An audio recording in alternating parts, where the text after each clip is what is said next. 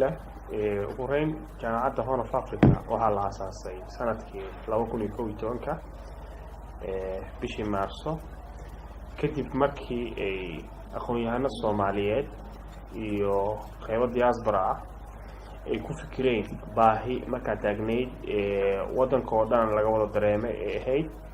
in ay bulsho Soomaaliyeed oo tiro badan ay u baahan tahay daraasaadka qaybaha sare ee waxbarashada taas marka waxa ka dhashay tashi dheer iyo isku imaatin iyo fikir isku darsi badan kadib waxa ka dhashay in ugu dambeyn isku waafaqaan qaybaha kala duwan oo dhameystiran in la furo jaamacadda Horn of Africa sanadkii 2011 bishii Maarso taas oo lagu guuleystay ugu horeyn in laga bilaabo laba kuliyadood oo kala ahaa kuliyadda educationka ama maxaa raahdaa waxbarashada iyo kuliyadda maamulka iyo maareynta iyo dhaqaalaha labadaas kuliyadood ayaa lagu furay waxaana lagu bilaabay 25 arday xilligaas ay ugu horeyn ku furtay ilaahay mahadiis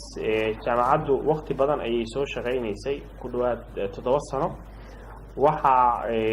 marmarka si dambeysay waxay ahayd mid si kordhaysay tirada ardayda ay qaadanayso iyo kuliyadaha intaba si tartiib ah ayayna ahayd inay u sii weynaato jaamacadda sanadka si dambeysa dhinac walbana looga dadaalay jaamacaddu marka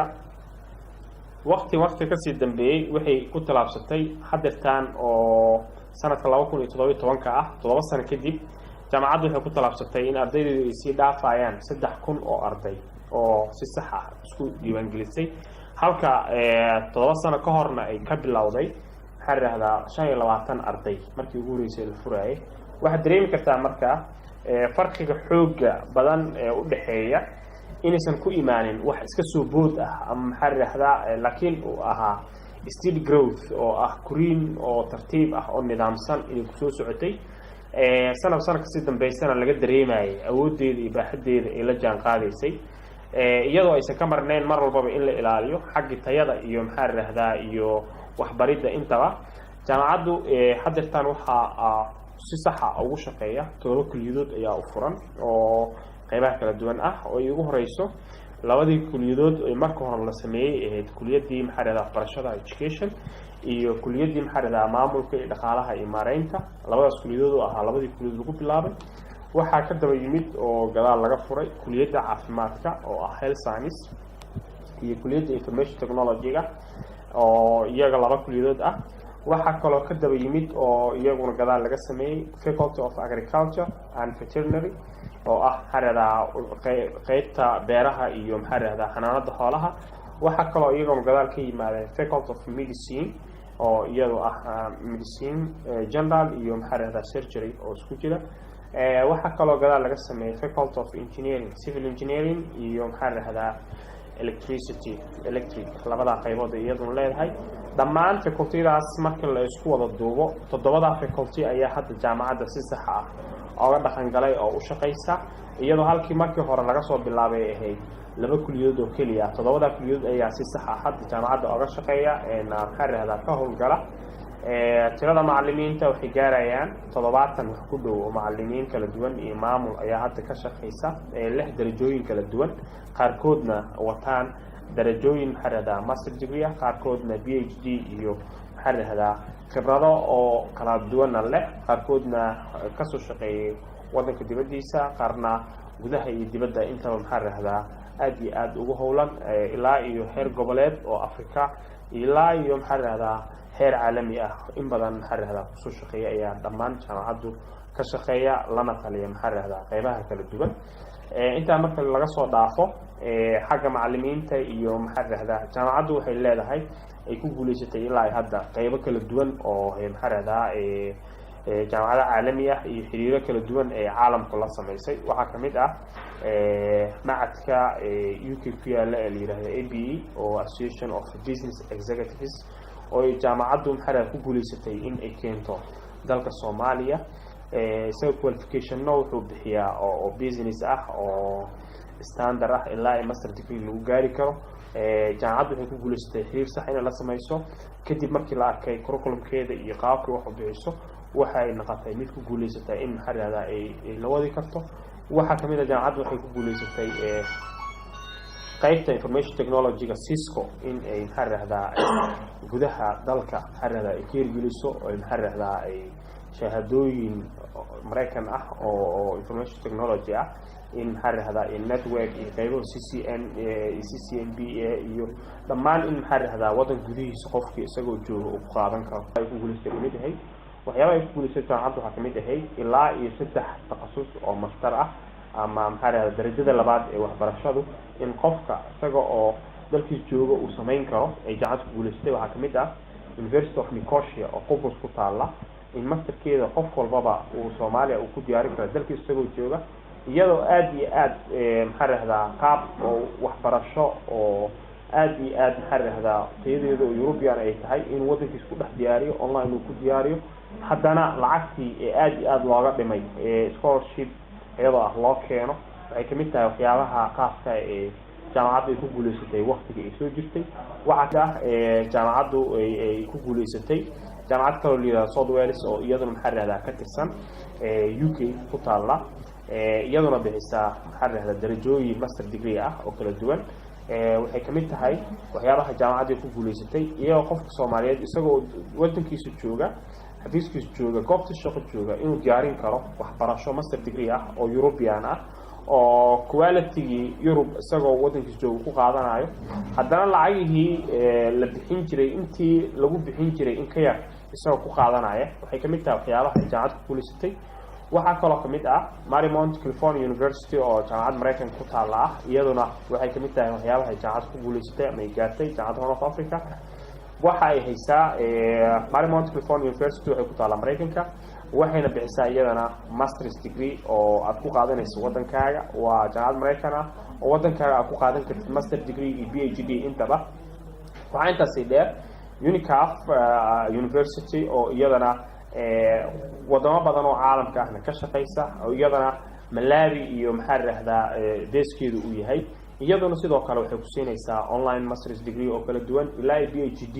ayaad ku diyaarin kartaa adiga oo jooga goobtaada shaqo ama maxaa la yiraahdaa wadankaaga ku sugan oo shaqaysanaya aad loo dhimay ama loo yareeyay waxaasoo dhan waxay kamid tahay waxqabadka maxaa jaamacaddu ay ku guulaysatay jaamacaddu waxay xiriiro maxaa la yiraahdaa la leedahay gudaha iyo dibadda intaba ictiraafkeeduna aad aad u sareeya waxa kamid ah waxyaabaha jaamacaddu ay ku guulaysatay 3 sano soo ay ugu dambeysay waxa ka qalin jibiyay 4 dufcadood oo dufcadii ugu dambeysay sanadkan ay soo baxday Agosto 2017 maxaa la yiraahdaa ardaydaas hadda aan sheegayno dhamaantood 4 dufcadood in badan oo kamid ah qaarkood way baxeen waxay soo diyaariyeen jaamacadaha caalamiga ah waxay ka diyaariyeen digriyo master ilaa iyo qaar hadda PhD-ga ay u soo diran yihiin iyaguna maxaa la yiraahdaa ay wadaan qaarkood dalka ay ku soo laabteen waxyaabaha nologa sheekay waxa kamid ah markii gudaha la joogo waxa laga yaabaa inaad aragto arday tiro badan u cawanaysa digriga ama in lagu soo yareeyo lagu soo koobo 3 sano oo kale waxbarashada in badan ardaydu aad jecel yihiin dadku waa degdeg aad isaga jecel yihiin laakiin waxyaabaha anagu aan aragnay ama aan soo maxaa la yiraahdaa si khibrad ah u dhacday waxa kamid ah arday jaamacadda ka baxay oo 4 sano si sax ah u qaatay inuu tagay wadanka Bangladesh kadib markii uu tagayna la isweydiiyay arday kale oo 3 sano iyo 3 sano iyo barna watay iyaguna shahaadooyinkooda la tageen jaamacad Soomaaliya ka baxay ku yaala kamid ah kadibna markii la isku wada qiimeeyay shahaadooyinka qaar in la soo celiyo la yiri ma ogolaan karno masterka inaad ka diyaarsato jaamacadeena waxaan u baahanahay 4 sano waxaan u baahanahay credit hours intaas leeg waxaan u baahanahay manahij oo sidaas oo kale u tayeysan ardaydeen in ay ku guuleysteen in noqdaan kuwa maxaa la yiraahdaa loo aqbalanoon qaatan maxaa la yiraahdaa master degree iyo darajooyinka sare ee PhD inay ku biiraan dhamaantoodna in badan oo kamid ah hadda way dhigtaan in badan oo kamid ahna way soo laabteen oo wadankii ay joogaan way shaqeeyaan maxaa la qaybo kala duwan oo dalka iyo jaamacadaha intaba way ku dhex jiraan wayna maxaa la yiraahdaa waa guul u soo hoytay jaamacaddu waxa kamid ah arday jaamacaddu in qaarkood ay jiraan India oo almost bilaabeen maxaa la yiraahdaa darajooyinkooda masterka qaarna ay dhameeyeen waxa jira South Africa in qaarkood jiraan shahaadooyinkii jaamacadda in badan maxaa la yiraahdaa la testgareeyay oo qualification-keeda iyo awoodda maxaa la yiraahdaa curriculum-ka jaamacaddu ay leedahay ay bixisay inay tastagaraysay hay-adda la yidhahda saaqa oo South Africa ka jirta oo u qaabilsan xagga maxaa la yidhahdaa xaqiijinta ama controlka quality-ga shahaadooyinka caalamka ka imaanaya kadibna waxay soo ogaadeen ama ay soo bandhigeen shahaadada jaamacadda Horn of Africa ay bixiso in la mid tahay shahaadooyinka lagu qaataa South Africa curriculum-kooda inuu basically inuu la mid yahay sidaas ayaa maxaa ay xaqiijiyeen almost dhammaan waxaa loo wada fasaxay inay bilaabaan dhammaan ardaydii ka socotay jaamacadda Horn of Africa markaa xaadiray South Africa dhammaantoodna way wadaan hadeerta masteradoodii iyo digriyadoodii kala duwanaa ay meesha u tageen intaasoo dhan waxay muujinaysaa dhammaan waxa la yiraahdo in jaamacaddu curriculum-keeda iyo maxaa tayadeeda iyo waxqabadkeeda iyo awoodeedu in almost maxaa raahdaa la tijaabiyay ayna si xaqiiqo ah waxa ay danaynaysay ama hadafkeedii ahaa arday maxaa tayadoodu aad u sareyso iyo curriculum aad u sareeyay in la soo saaro dad tayadoodu aad u sareyso inay ku guuleysatay taasna waxa marqaati ah in ala intii ka baxday emailay tageen sida loogu soo dhaweeyay goobaha shaqo ay xaadireen ama maxaa laga aqbalay sida ay ahaayeen awoodooda intay la ekeed waxa soo dhan waa muujin waxyaabo khiraaya dadaalkii juhdigii jaamacaddu ay gashay iyo maxaa miraheedii sida uu noqday ayaa maxaa waxay u yihiin dhammaan tusaale iyo maxaa iyo xaqiijin iyo maxaa iyo marag ama markaati taasna waxa aad qof walba oo meesha uu joogo ayuu ka arki karaa ama goobaha shaqo ha ahaato ama maxaa